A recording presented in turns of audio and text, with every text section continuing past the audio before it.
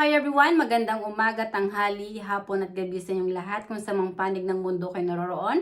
Welcome sa aking YouTube channel. Ako nga palang muli si Lerma Novales Sarmiento, ang writer at author ng aklat na to na pinamagatang Life in 3 Parts. Ang layunin at misyon ng aklat na to ay para magbahagi ng ebanghelyo ng salita ng Diyos sa buong mundo para ipahayag ang katotohanan na templo ng Espiritu Santo ang ating katawan at tayong mga tao ay hindi nabubuhay dahil sa tinapay lamang o dahil sa ating sarili lang. Honestly, ang ating katawan, kapag wala ng Espiritu Santo, tayong mga tao ay mamamatay at lilisan dito sa mundo. At maliwanag na sinabi ni Kristo na ang kasalanan na walang kapatawaran ay kapag nilapastangan mo ang Espiritu Santo. Honestly, ipinagbabawal ng Diyos ang pakikiapid at pangangalunya. At yan ay walang kapatawaran sa Espiritu Santo na nanan sa ating katawan, na siyang Diyos na may gawa ng ating katawan at kaluluwa, na siyang nagbibigay ng buhay sa atin kapag binaboy ng tao ang katawan sa kamunduhan at kalaswaan. At sa banal na kasulatan, pinagbabawal sa 10 utos na sasaad ito, huwag kayong makikiapid at mangangalunya. Huwag kayong mangangalunya. Yan ang ipinagbabawal ng Espiritu Santo sa mga tao na hindi niya ikinalulugod na wasakin ng tao ang katawan na siyang sagradong tahanan ng Espiritu Santo sa mga kamunduhan at kalaswaan. At sa araw na to, ang topic ko ay Words of God. Bakit di mo dapat tularan si Chris Aquino? Una sa lahat, si Chris Aquino ay isang sikat na artista sa ating bansa. At alam natin ang istorya ng kanyang buhay na si Chris Aquino ay nakiapid sa kung sino-sinong lalaki. At yung ginawa niya na pakikiapid sa hindi niya asawa, wala yang kapatawaran sa Espiritu Santo dahil yung katawan ni Chris Aquino, templo yun ng Espiritu Santo. Ang may gawa ng buhay ni Chris Aquino ay ang Espiritu Santo. Ang katawan ni Chris Aquino ay pag-aari ng Espiritu Santo. Kaya sinabi ni Kristo, honor God with your body. Ang katawan ni Kristo ay templo rin ng Espiritu Santo at ang Espiritu Santo ang siyang Diyos Ama na nagsugo kay Kristo para ipahayag ni Kristo ang katotohanan na templo ng Espiritu Santo ang katawan ng bawat tao at dapat sambahin sa ating katawan ang Diyos na siyang nananahan sa ating katawan. Ang Espiritu Santo ang siyang Diyos na may pag-aari ng katawan at kaluluwa nating mga tao. At maliwanag na sinabi ni Kristo na ang kasalanan na walang kapatawaran ay kapag nilapastangan mo ang Espiritu Santo. Sinabi ng Panginoon, ang sino mang sumira sa aking templo ay wawasakin ko rin. Honestly, ang babae na nakikiapid at nangangalunya ay mga babaeng immoral, na lumalapastangan sa Espiritu Santo. Hindi nila sinusunod ang kautusan ng Espiritu Santo bagkus kinakalaban nila ang Espiritu Santo na siyang Diyos na may gawa ng kanilang buhay. Ang katotohanan, si Chris Aquino ay isang babaeng immoral na lumalapastangan sa Espiritu Santo, na binaboy niya ang sagradong tahanan ng Espiritu Santo sa pakikiapid at pangangalunya. At maraming tao alam ko ang napipika sa pagkasabi ko ng direkta na yung si Chris Aquino ay Makati ang ari. Na binaboy niya yung sagradong tahanan ng Espiritu Santo dahil nga sa pangangalunya at pakikiapid. Sa mga taong patay ang kanilang buhay espiritual, kahit pa ang nilagay ko na title doon sa aking blog is Spiritual Wisdom, hindi pa rin nila maget na tayong mga tao hindi nabubuhay dahil sa sarili lang natin. Hindi nila naunawaan na ang Espiritu ng Espiritu Santo ang siyang nagbibigay ng buhay sa atin kaya tayo nabubuhay at umiiral dito sa mundo. Ang ating katawan, templo ng Espiritu Santo na siya ring pansamantalang tahanan ng ating kaluluwa habang tayo naglalakbay dito sa lupa. Dahil ang ating buhay, hiram lang natin sa Espiritu Santo. Ang Espiritu Santo ang Alpha at Omega, ang siyang lumikha sa atin na nagbibigay ng buhay sa atin na siya ring aalis sa ating katawan kasama yung ating kaluluwa kaya tayo mamamatay at lilisan dito sa mundo. At sinabi ni Kristo na hindi lahat ng tumatawag sa Kanya ng Diyos ay maliligtas, kundi yun lang mga tao na naging kaisa niya na sumusunod sa kagustuhan ng Diyos Ama. Ang ating kaluluwa, espiritu yan, na pinanganak sa espiritu ng Espiritu Santo. Ang Espiritu Santo ang amang espiritual ng ating kaluluwa. Kapag kinalaban mo ang Espiritu Santo, dahil binaboy mo yung sagradong tahanan ng Espiritu Santo sa kamunduan at kalaswaan, ang kaluluwa mo ay mahihiwalay sa Espiritu Santo. Gawa ng kasalanan na ginawa mo sa Espiritu Santo. Dahil sinira mo, winasak mo, binaboy mo, ang sagradong tahanan ng Diyos na siya rin pansamantalang tahanan ng iyong kaluluwa. Honestly, ang katulad ni Chris na babae, hindi nyo dapat yan iduluhin at tularan. Dahil ang mga gawa niya ay lumalapastangan sa Espiritu Santo. Pero maraming mga tao ang sarado pa rin ang utak na hindi nila maget ang ibig ipahiwatig ng Espiritu Santo na nasa aking katawan, na siyang Diyos na aking sinasamba na parati kong kasama, na si Chris Aquino, hindi niya kinalulugdan dahil naging marumi siyang babae na binaboy yung sagradong tahanan ng Diyos dahil nga sa mga kamunduhan at kalaswaan. Honestly, nung si Chris Aquino, nung ang kuya niya na si Pinoy, si Noynoy, ang naging presidente, sumikat ang kanyang pangalan, naging mabango. Nung matanggal na ang kuya niya sa pagkapangulo, unti-unti nang naranasan ni Chris Aquino ang mga parusa sa kanya ng Espiritu Santo. Binigyan na siya ng sakit, yung marami ng pagsubok na dumating kay Chris Aquino na hindi na niya maiangat ang kanyang pangalan dahil honestly, dahil sa mga ginawa niyang kasalanan laban sa Espiritu Santo, ngayon si Chris Aquino ay nagdurusa. Pinarurusahan siya ng Espiritu Santo, kinakarma na siya. Pero si Chris Aquino nananatili pa ring mayabang at mapagmataas. Sinasabi niya na nagpapasalamat siya sa Diyos dahil buhay pa siya dito sa lupa. Pero hindi niya naunawaan na binibigyan pa siya ng panahon ng Espiritu Santo para magsisi at magbalik loob sa Espiritu Santo. At yung pagbibigay sa kanya ng Panginoon ng buhay, ng Espiritu Santo, binibigyan pa siya ng Espiritu Santo ng buhay na matili dito sa lupa, ang katawan lang niya ang buhay. Pero yung kaluluwa niya patay na, gawa ng kasalanan na ginawa niya sa laban sa Espiritu Santo. Sinabi nga ni Kristo, huwag matakot sa may kakayang pumatay ng katawan, ngunit hindi ng kaluluwa. Honestly, kapag naglakbay ka sa spirito at katotohanan, kahit patayin ka ng tao dito sa mundo, ang iyong pangalan ay masusulat pa rin sa aklat ng buhay kung nanatili kang naglakbay sa spirito at katotohanan. Dahil yan yung mga mananampalataya na ninanais ng Espiritu Santo. Ng bawat tao ay mamuhay na may pag-ibig sa spirito at katotohanan. Itong si Chris Aquino, mas inibig niya ang tawag ng kamunduhan at kalaswaan, naging mapagmataas at mayabang. Honestly, yung si Chris Aquino, nung sikat siya, ugali niyang mambuli. Honestly, ang natatandaan ko yung isang lalaki na dating kasamahan niya din sa trabaho, I think Nico Falsis ang pangalan. Pinagbantaan ni Chris Aquino ang buhay noon. Binuli ni Chris Aquino. At sinabi ni Chris Aquino na ipapapatay ka ng aking pamilya. Yung mga salita ni Chris Aquino na ginamit niya sa kanyang kapwa, hindi lang niya ginamit yun doon sa lalaki na kanyang pinagbabanta ng buhay, dahil yung templo, yung katawan ng si Nico Falsis, templo yun ng Espiritu Santo. So, ang pinagbabantaan ni Chris Aquino, na ipapapatay niya, na si Nico Falsis, noon, ang katawan noon, sagradong tahanan ng Espiritu Santo. At kapag winasak mo ang templo ng Espiritu Santo, kung pinapatay niya ng tuluyan si Nico Falsis, patong-patong ang kasalanan ni Chris Aquino. Dahil ang winalanghiya niya ay hindi lang yung lalaki na kanyang binubuli, kundi mismo ang Espiritu Santo na nanahan sa katawan nun.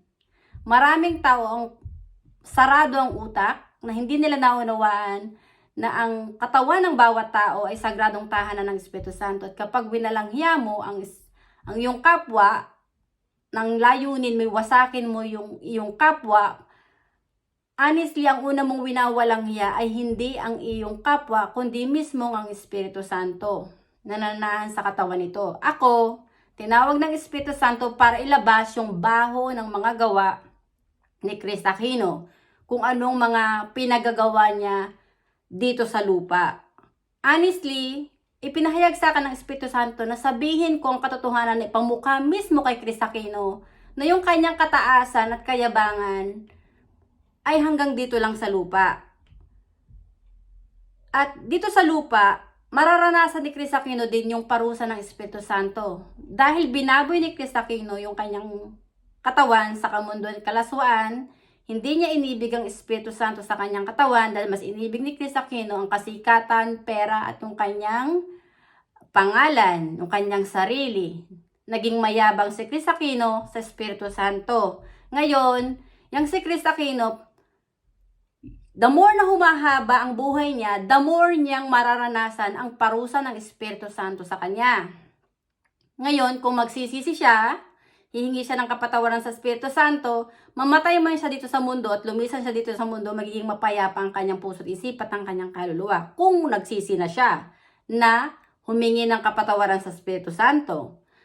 Pero kung siya hanggang ngayon nananatili pa rin ganyan, na may lalaki pa rin nalilink sa buhay niya, hindi siya makakawala. Dahil marami na siyang mga lalaki nagdaan sa buhay niya na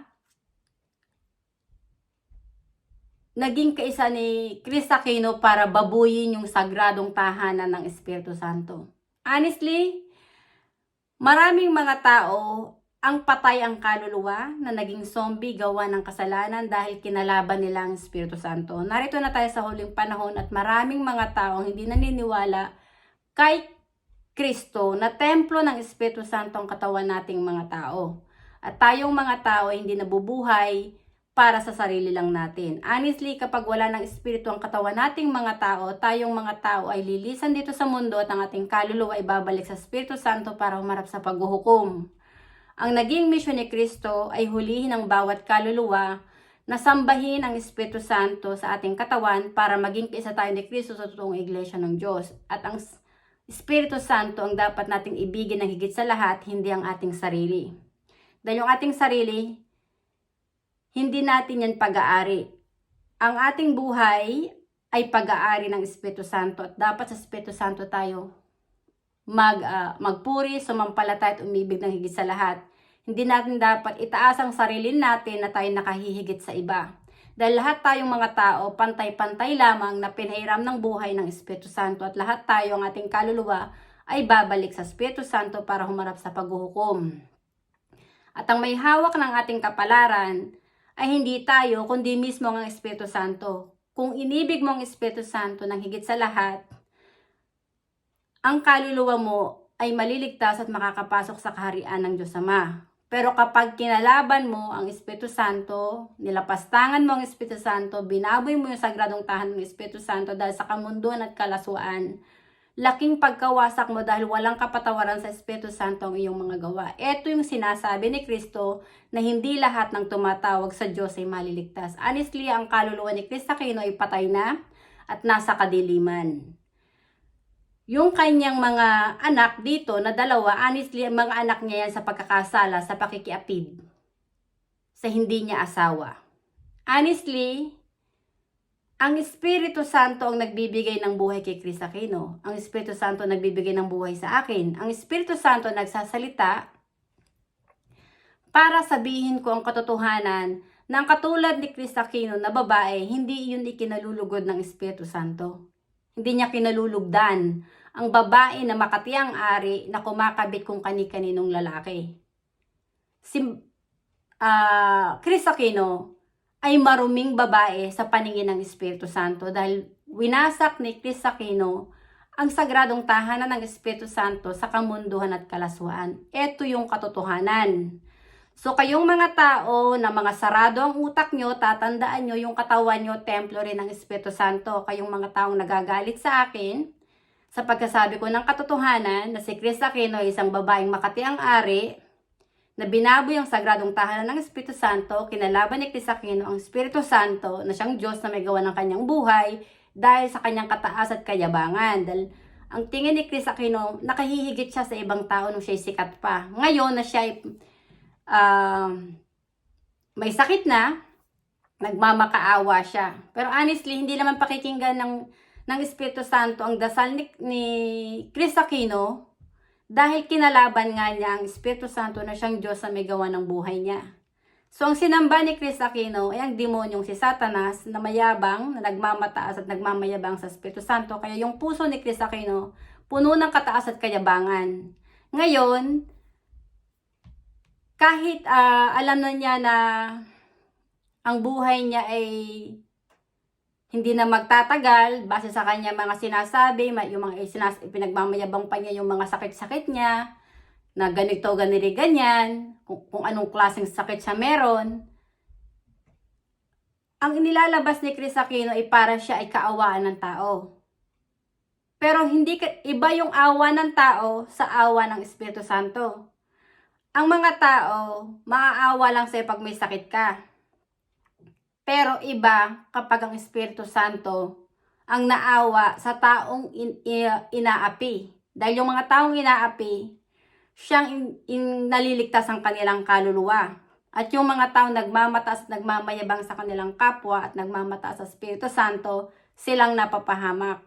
Honestly, hindi nyo dapat iduluhin at tularan ng babaeng Makati ang ari na kumakabit kung kani-kanino lalaki. Dahil hindi iyan kinalulugdan ng Espiritu Santo na siyang Diyos na may gawa ng buhay natin. Ang umiidolo sa mga babaeng makakate, ang ari, na kumakabit kung kani-kanino, lalaki, honestly, kinakalaban din nila ang Espiritu Santo. Ang puso nila ay nasa demonyo.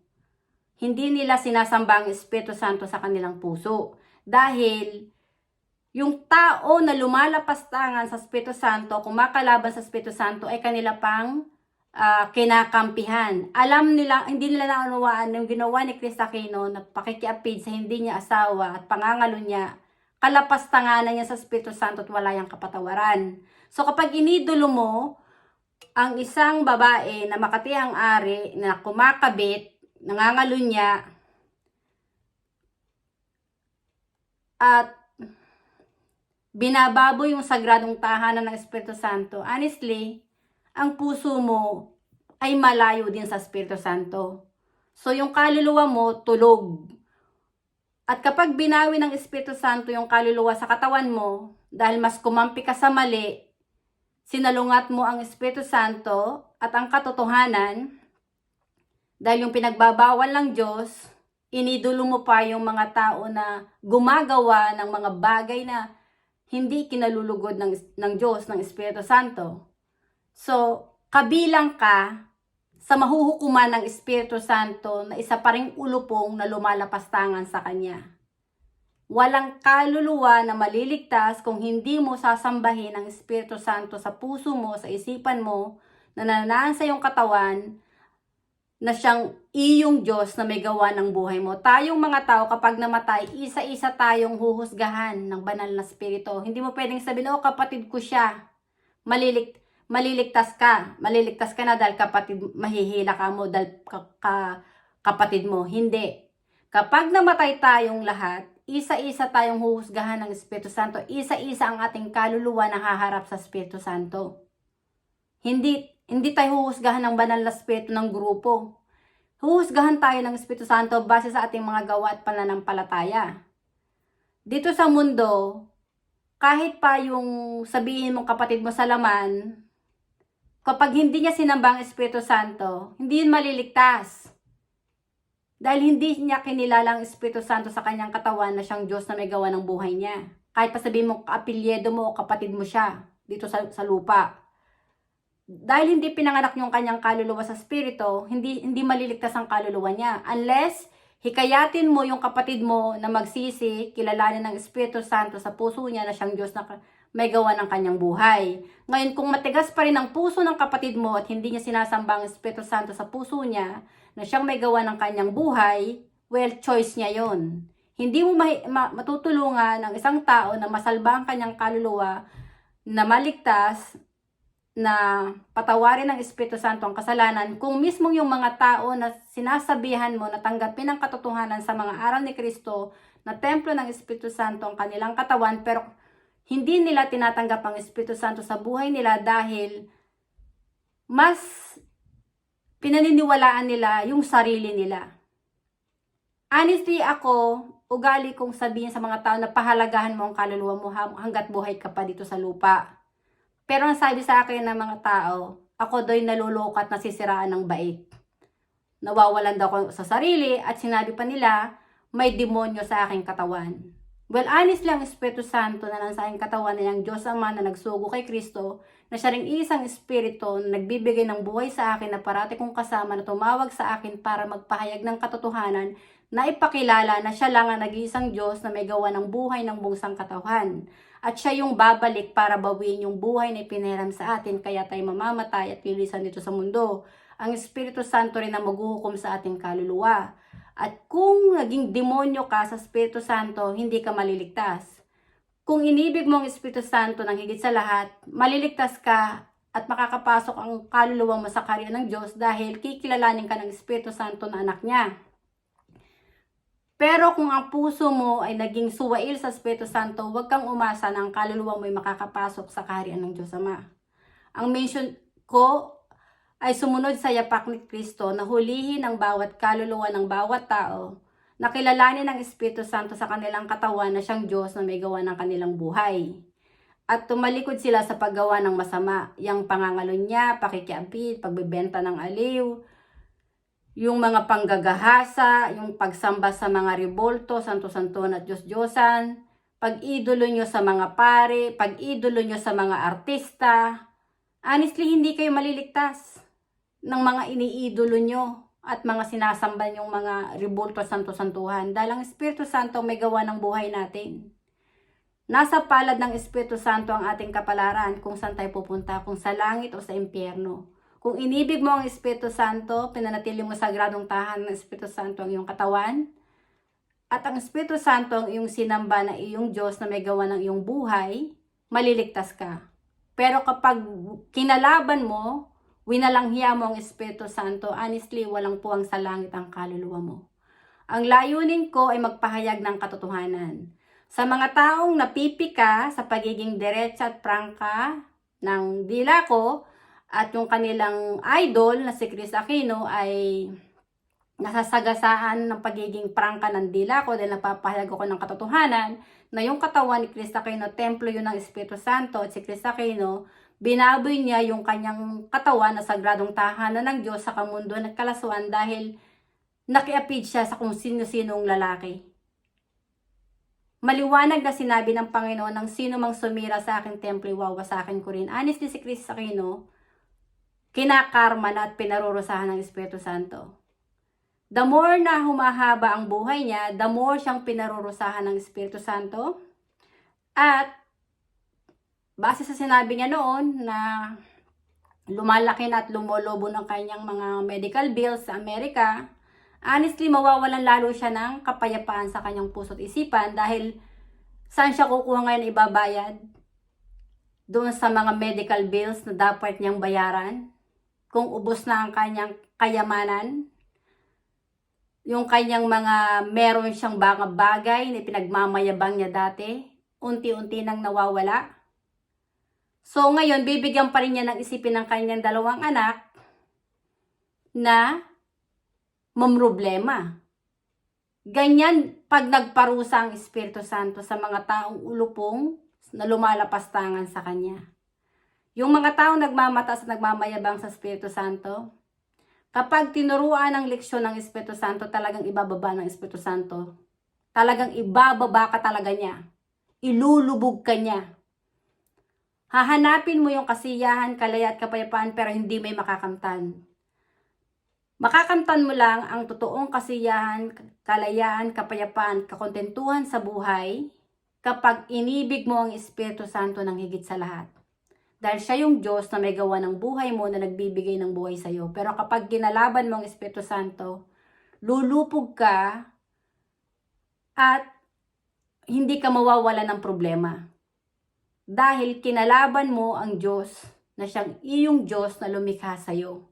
Kaya sinasabi ko sa inyo, tayong mga tao, hindi tayo nabubuhay para sa sarili lang natin. Ang ating katawan, hindi natin pag-aari yan. Pag-aari yan ng Espiritu Santo. Kaya dapat nating panatilihing malinis. At ang ating dapat isipin sa mga bawat gagawin natin sa ating buhay, isaalang-alang muna natin ay ang Espiritu Santo na nanahan sa ating katawan na siya yung may gawa ng ating buhay. So, dapat tayong sumampalataya sa Espiritu Santo at huwag tayong gumawa ng kasalanan laban sa Kanya para yung ating kaluluwa ay maligtas kung sakali tayong lumisan dito sa mundo.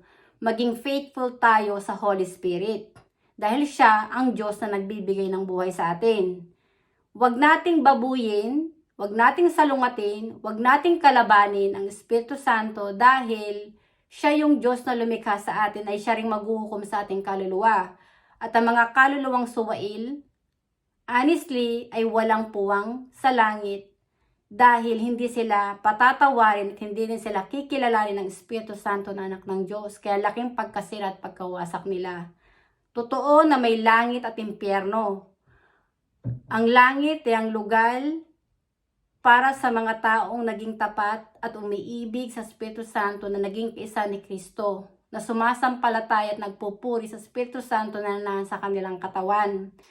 Ang impyerno ay lugar para sa mga taong nagmamataas, nagmamayabang at lumalapastangan sa Espiritu Santo.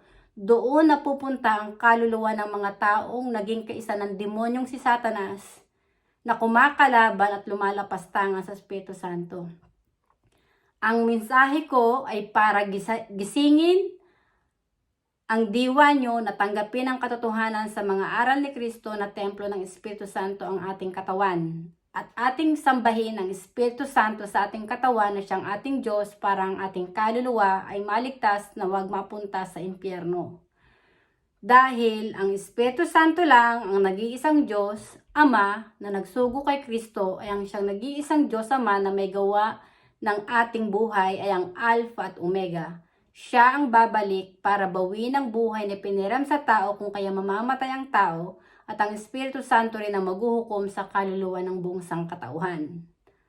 Ang Espiritu Santo ang magdidesisyon kung sino yung mga tupa na nakinig sa kanyang salita at kung sino yung mga ulupong, yung mga kambing na lumalapastangan sa kanya. Hindi mo kayang linlangin ang Espiritu Santo na nasa katawan mo dahil ang Espiritu Santo ang lumikha sa ating mga tao. Siya yung nag-iisang Diyos na may gawa ng buhay ng buong sangkatauhan.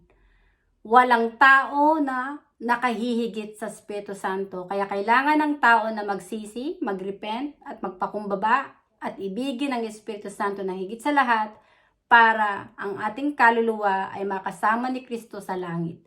Maraming salamat sa inyong pakikinig at hanggang sa muli. Bye! Thank you!